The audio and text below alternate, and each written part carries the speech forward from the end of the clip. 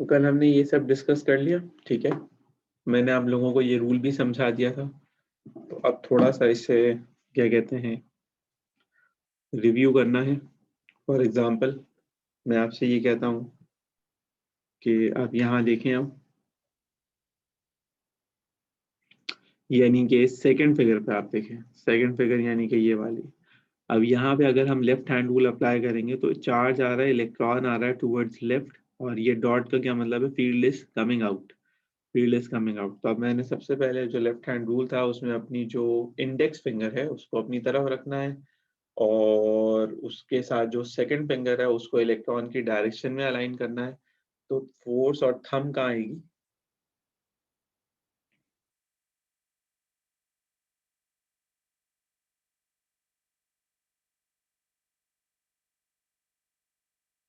नीचे की तरफ, ठीक है। तो उसको जाना चाहिए नीचे, लेकिन वो जा क्यों नीचे रह रहा, क्योंकि रूल वैलिड होता है हमेशा पॉजिटिव चार्ज के लिए, जबकि ये कौन सा चार्ज है, नेगेटिव चार्ज है। तो नेगेटिव चार्ज के लिए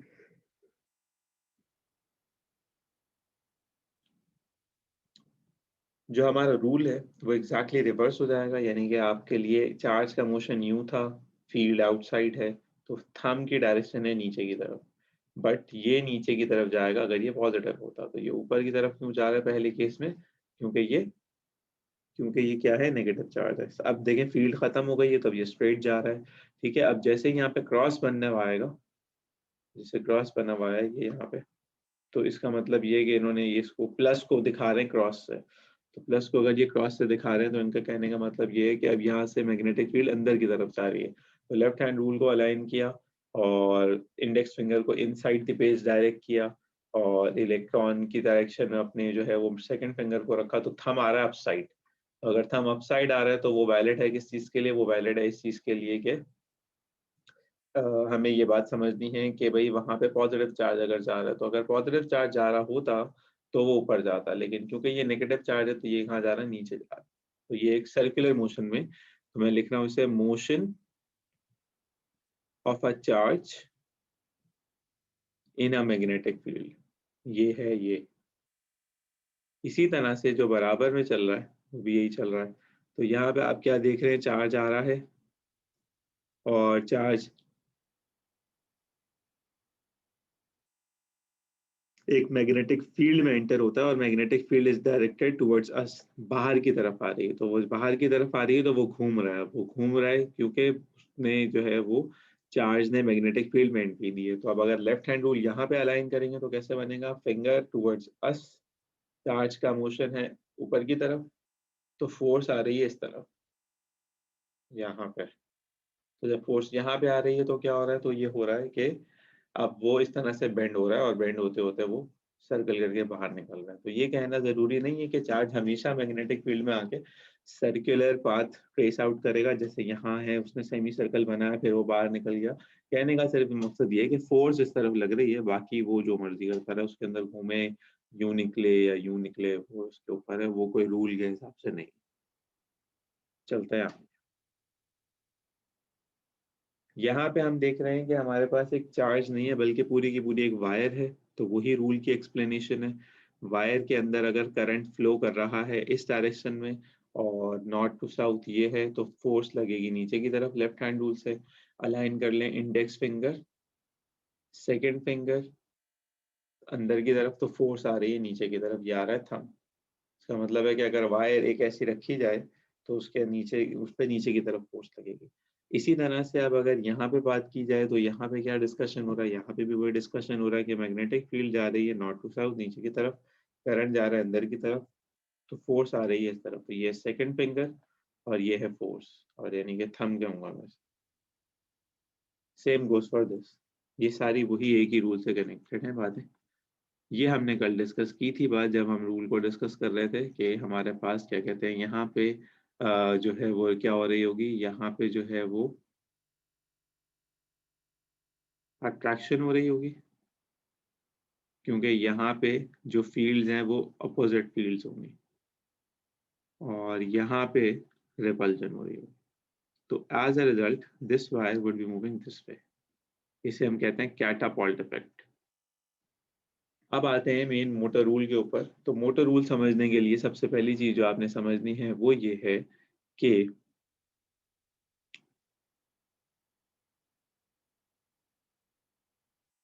आपके पास एक कॉइल है, coil rectangular shape of wire है, एक ऐसी वायर जो रेक्टेंगुलर शेप में रखी गई है और इसके साथ यहाँ पे उसको एक्सेस दिए गए हैं, और वो एक्सेस वगैरह जो उसको दिए गए हैं उस एक्सेस के ऊपर इट कैन रोटेट, वो घूम फिर सकता है, यहाँ से भी इट कैन रोटेट। ठीक है। अब इस कॉइल के हम जैसे मोटर के अंदर होता है, कॉइल्स होते हैं पूरे बहुत सारे, टर्न्स होते हैं बहुत सारे। तो अगर कॉइल के ऊपर टर्न ज्यादा है तो जो है वो फील्ड ज्यादा बनेगी, ज्यादा अच्छे से वो घूमेगा। उसका पूरा जो कंस्ट्रक्शन साइड है वो भी हम देख लेते हैं, लेकिन अभी for the sake of an argument में से कह देता हूँ कि ये है ए, ये है बी, ये है सी, ये है डी। यहाँ पे कनेक्टेड है ये किसी बैटरी सोर्स से, और करंट यूं आ रहा है, यानी कि यहाँ पे आएगा तो करंट की डायरेक्शन ये है। तो करंट की डायरेक्शन अब अगर ये है, मैग्नेटिक फील्ड जा रही है नॉर्थ टू साउथ, तो फोर्स आएगी अकॉर्डिंग टू थंब नीचे की तरफ। आप रूल देख सकते हैं, ये बना हुआ है मैग्नेटिक फील्ड के हिसाब से, ये बना हुआ है करंट के डायरेक्शन के हिसाब से, और ये बनी हुई है थंब यानी कि फोर्स। ठीक है। इसी तरह से अब अगर आप इसकी बात करेंगे तो यहाँ पे क्या हो रहा है, यहाँ पे ये हो रहा है कि मैग्नेटिक फील्ड यूं जा रही है, लेकिन thumb is outside, oh I am sorry, current is outside. तो this is magnetic field, this is current outside, and this is force। ठीक है, ये ऐसे बना। तो इसका मतलब ये है कि अगर इस कॉइल की मोशन को स्टडी किया जाए तो कॉइल क्या कर रहा होगा, कॉइल यहाँ से ऊपर जाने की कोशिश कर रहा है, यहाँ से नीचे जाने की कोशिश कर रहा है, तो कॉइल यूं घूमेगा, that is in the direction of clockwise motion होगा। लेकिन अगर हम ये कहें कि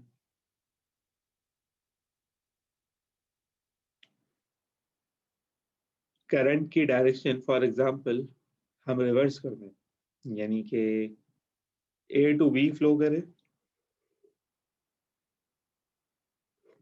और सी टू डी फ्लो करे, डी टू सी फ्लो ना करे, तो फिर इसका clockwise motion anti clockwise motion में चेंज हो जाएगा।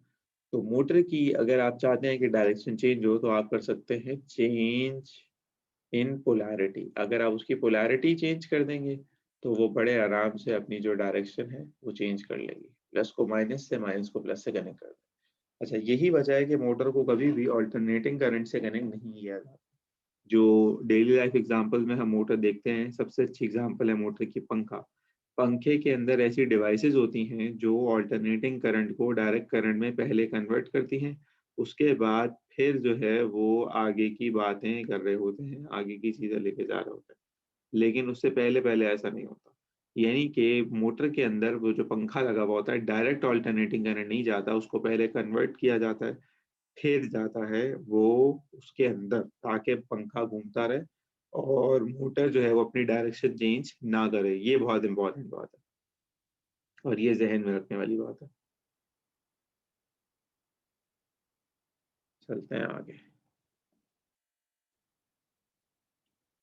ये चीज हमें बेसिकली पढ़नी है, तो ये बड़ी सिंपल सी भी है।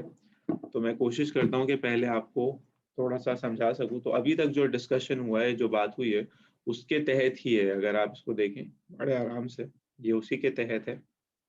यानी कि नॉर्थ टू साउथ पे आप अपनी जो है वो इंडेक्स फिंगर अलाइन कर लें।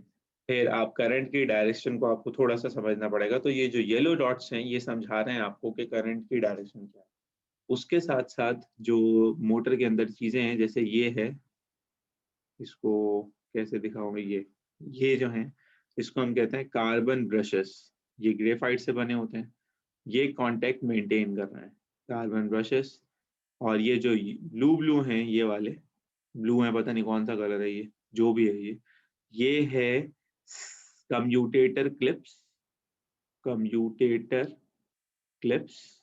और इसको हम कहते हैं क्या, इसको हम कहते हैं स्प्लिट रिंग्स, कटे हुए रिंग्स। तो इनका पर्पस यहाँ पे बहुत अलग है, डिस्कस करना इंपॉर्टेंट है बात। देखें, अगर हम एक स्लिप रिंग की बात करें,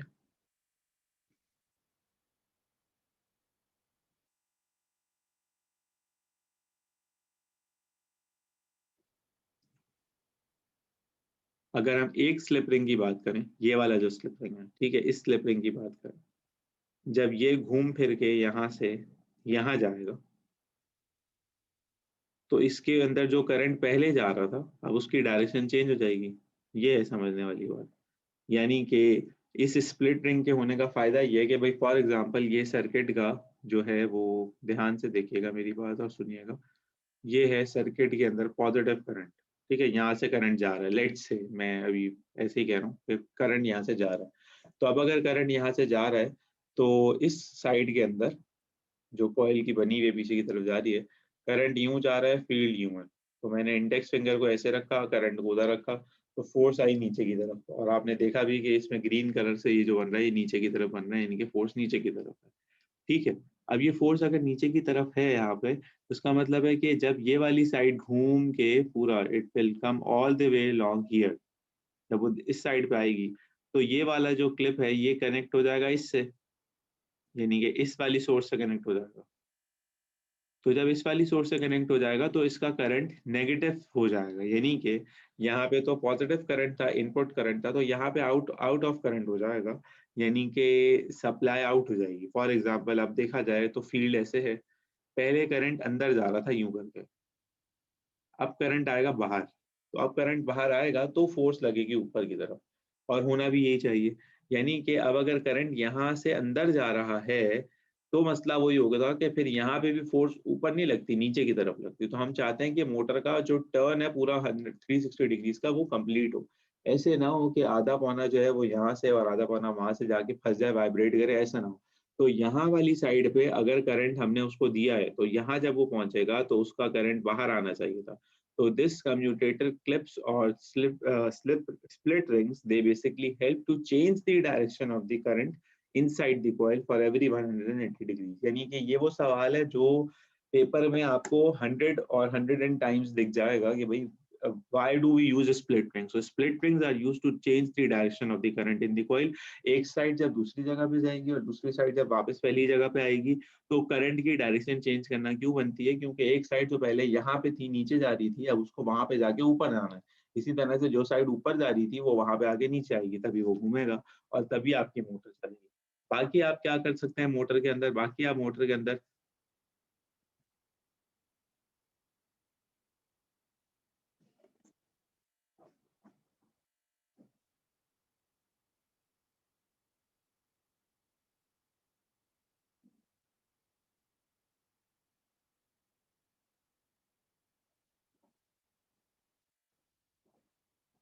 मोटर के अंदर बड़ी बैटरी लगाएंगे, ज्यादा फास्ट घूमेगी। आप बड़ा मैग्नेट लगाएंगे, अच्छा घूमेगा। इसी तरह से कोई हरकतें की जाती हैं, हरकतें तो बड़ी जबरदस्त जबरदस्त होती हैं। जो आज की जदीद किस्म की मोटर होती है, उसके मैग्नेटिक पोल्स ऐसे रखे जाते हैं, उसके बीच में कॉइल ऐसे रखा जाता है।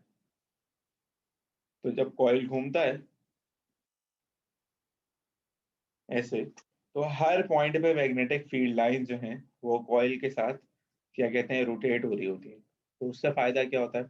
उससे फायदा ये होता है कि जो मैग्नेटिक फील्ड होती है वो पूरे सर्कुलर मोशन के दौरान एक क्या कहते हैं कांस्टेंट रहती है, स्ट्रांग से स्ट्रांग ही रहती है। इसी तरह से फिर क्या किया जाता है, ये जो कॉइल के बीच वाला इलाका है, खाली इलाका जो आपको नजर आ रहा है, यानी कि अगर मैं इसको ऐसे बना लूं ताकि आपको ये नजर आए सही से, ये वाला इलाका, इसके अंदर रखे जाते हैं आयरन कोर।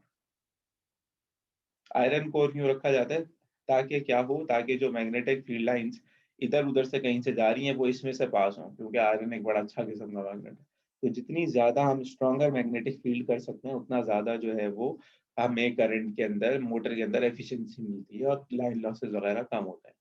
ठीक है। इसी इसी इसी के साथ साथ फिर जो इम्पोर्टेंट बात है वो ये है कि यहाँ पे कार्बन ब्रशेस को यूज करने का फायदा ये होता है कि ग्रेफाइट कार्बन की एलोट्रोपिक फॉर्म हम यहाँ पे यूज कर रहे होते हैं, वो थोड़ी सी ग्रीसी होती है। तो ग्रीसी होने से फायदा ये होता है कि कांटेक्ट भी मेंटेन रहता है, और बार बार उस ग्रेफाइट क्लिप को जो हमारा कम्यूटेटर क्लिप है वो उससे रगड़ता है, रगड़ खाता है उससे, तो फ्रिक्शन होती है, फ्रिक्शन क्रिएट होती है, तो हीट भी होती है। तो वो ग्रेफाइट हीट एब्जॉर्बेंट भी होता है और वो ग्रीसी भी होता है, तो वो लुब्रिकेशन भी कर देता है उसकी। तो वो उससे मोटर जलती नहीं है, खराब नहीं होती है। ठीक है। फिर ये है कि मल्टीपल कॉइल्स हम यूज करते हैं जो आज की डेली लाइफ मोटर्स होती हैं। हर मोटर के अंदर जो कंपोनेंट रुका हुआ होता है, जैसे कि मैग्नेट रुका हुआ है, इसको हम कहते हैं स्टेटर, ये स्टैटिक है। जो कॉइल घूम रहा होता है उसको हम कहते हैं रोटर। जो आपके घर में पंखा होता है, जो ट्रेडिशनल पंखा होता है जो दीवार में लगा हुआ होता है, उसके जो ब्लेड्स होते हैं दे आर रोटर। जो ये वाला फ्रेम है जो बीच में से रुका हुआ है, दैट इज स्टेटर। अच्छा, ऐसे भी मोटर्स होती हैं जो क्या कहते हैं, उसमें होता ये है कि उसमें मैग्नेट मूव कर रहा होता है, कॉइल को रोक देते हैं। यानी कि इसी फिगर के अंदर जस्ट इमेजिन कि कॉइल को किसी चीज ने पकड़ लिया, रोक लिया, और मैग्नेट के साथ एक एक्सेस अलाइन कर दें, तो जैसे ही कॉइल में करंट जाएगा मैग्नेट घूमेगा तेज तेज, तो मैग्नेट गोल गोल घूमता है। तो वो भी होते हैं जैसे पंखा होता है, पंखे के जो पर होते हैं दे आर एन इलेक्ट्रोमैग्नेट, मतलब as an they are connected to the electromagnet. ये जो पंखे का नीचे ड्रम होता है ना गोल गोल, ये इलेक्ट्रोमैग्नेट होता है। तो ये घूम रहा होता है, इसके साथ पर कनेक्टेड होता है। जबकि जो कॉइल होता है, अगर आपने कभी पंखे को तोड़ने का शर्फ हासिल किया हो, तो उसके अंदर का जो कॉइल होता है वो क्या होता है, वो होता है स्टैटिक। ठीक है, मैं आपको एक चीज ये दिखा भी दूं अगर,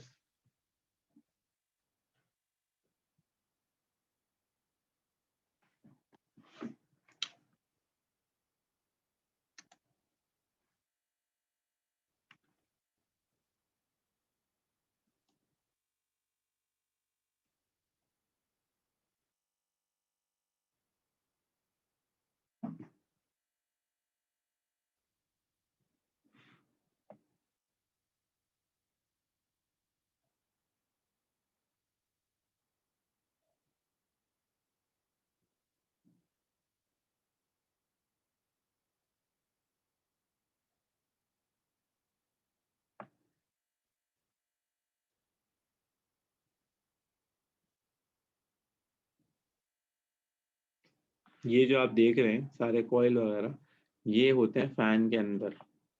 अब मैं इसमें अगर आपको ये दिखा सकूं, ये देखें, ये पानी की मोटर दिखाई हुई है, इसके अंदर भी ये है वाइंडिंग। तो उसका मैग्नेट रुका हुआ होता है, और इसका जो स्टेटर है वो घूम रहा होता है, कि ये एक ट्रेडिशनल मोटर होती है। ये देखें, ये भी एक मोटर बनी हुई है फैन की ना, ठीक है, ये वाली मोटर है बेसिकली। इसको अगर हम थोड़ा सा देखें, ये जो है ना,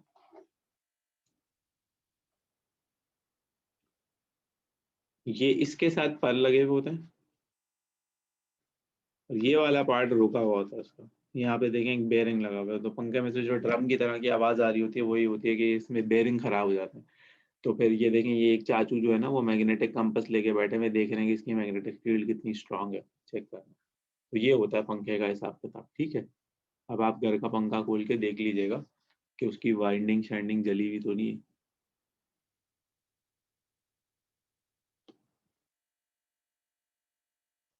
अच्छा जी, यहाँ हम आ गए। तो आप कुछ फॉर्म्स देख लें आप आराम से, कोई सवाल है तो कर लें। ये एक नई तरह की मोटर है, यानी कि डिजिटलाइज बनाई हुई है, जो आजकल की होती है एफिशिएंट। तो इट हैज़ मेनी कॉइल्स, इतने सारे कॉइल लगाने का क्या फ़ायदा है भाई, ज़्यादा अच्छी रोटेशन होगी, ज़्यादा एफिशिएंसी होगी। तो कार्बन ब्रश का भी डिस्कशन हो गया यहाँ पे, कम्यूटेटर क्लिप्स स्लेट रिंग्स का भी हो गया, ठीक है, ये सारी बातें यहाँ पे हो गई।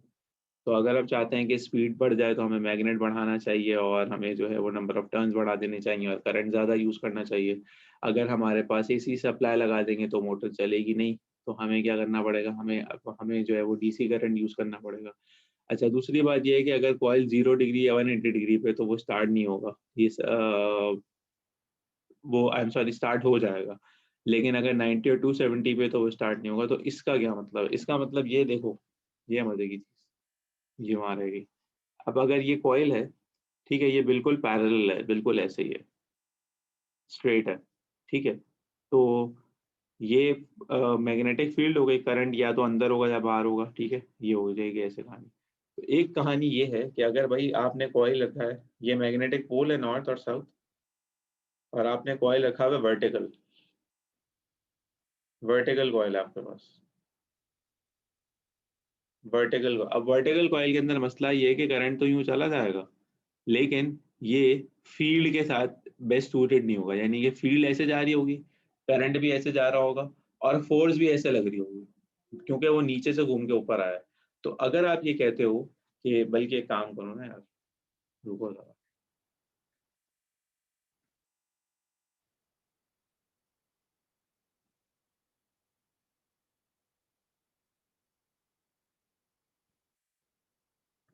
इसको यूज करते हैं।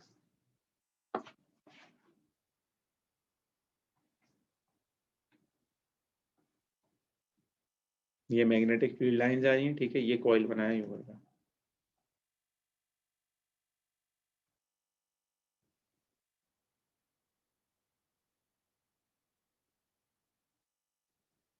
अब अगर इस साइड में करंट यूं जा रहा है तो जरा पता करेंगे ये कैसे घूमेगा। मैग्नेटिक फील्ड करंट इधर, ठीक है, तो फोर्स कहाँ लगेगी? फोर्स लगेगी नीचे की तरफ यूं करके। समझ रहे हैं बात? According to left hand rule, index finger current, यानी कि सेकंड फिंगर,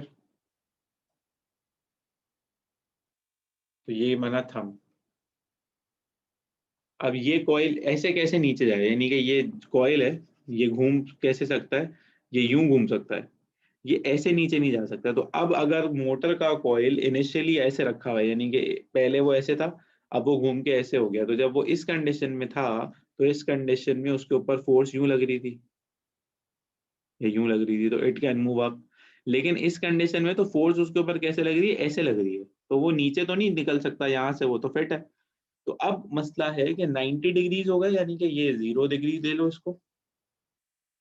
अब वो जब घुमाए तो ये 90 डिग्रीज हो गए, फिर 180 डिग्रीज पे वो घूम सकता है, लेकिन 270 डिग्रीज पे फिर वापस, यानी कि यही वाली साइड जब नीचे आएगी तो उसके ऊपर फोर्स कहाँ लग रही होगी? ऊपर लग रही होगी, तो वो निकल के ऊपर नहीं जा सकता है। तो टोटल दो चांसेस ऐसे होंगे, दो इंस्टेंसेस ऐसे होंगे जहां पे वो घूम नहीं सकेगा अगर वहां से वो शुरू हो रहा है। यानी कि आपने अगर कॉइल मोटर का ऐसे रुक गया है नॉर्थ साउथ, कॉइल वर्टिकल रुक गया है, तो अब ये बात तो तय है कि कॉइल घूमेगा नहीं खुद से। क्यों नहीं घूमेगा? क्योंकि फोर्स डाउनवर्ड और अपवर्ड लग रही है, तो वो कॉइल को घुमा नहीं सकती। तो अब आपको क्या करना पड़ेगा? अब आपको पता है मोटर को खुद घुमाना होगा।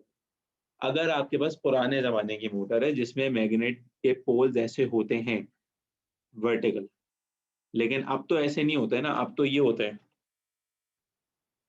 ये वाले, तो ये तो कभी भी ऐसी कंडीशन पे लेके नहीं आएंगे, इसमें तो हमेशा 0 डिग्रीज पे रहेगा वो। तो जब 0 और 180 डिग्रीज होगा हमेशा घूमेगा। लेकिन अगर आपको क्या कहता है 90 और 270 में मिल जाए तो आप उसको धक्का लगाए, आपको मोटर चल पड़ेगी। ठीक है भाई, कहानी खत्म हो गई मोटर से रिलेटेड। कोई सवाल?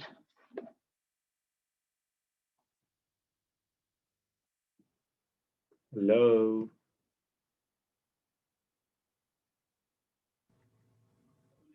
सर वो अगर धक्का देंगे उसके बाद खुद चलेगी या हमें हाथ से हाँ खुद खुद पुली चलेगी, चलानी होगी? अरे खुद चलेगी। अब आपके दौर में नहीं होती ये मोटरें पहले होती थी, अभी नहीं होती हैं। यानी कि धक्का दे देंगे तो चल जाएगी, लेकिन ये बहुत पुरानी बात है।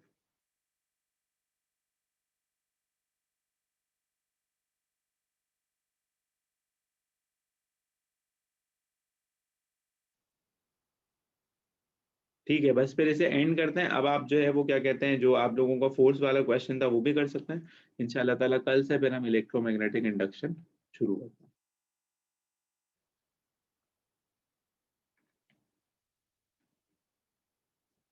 अच्छा, मैं क्या कहते हैं, एटॉमिक फिजिक्स की आप लोगों को कुछ चीज़ें भेजूंगा, ठीक है?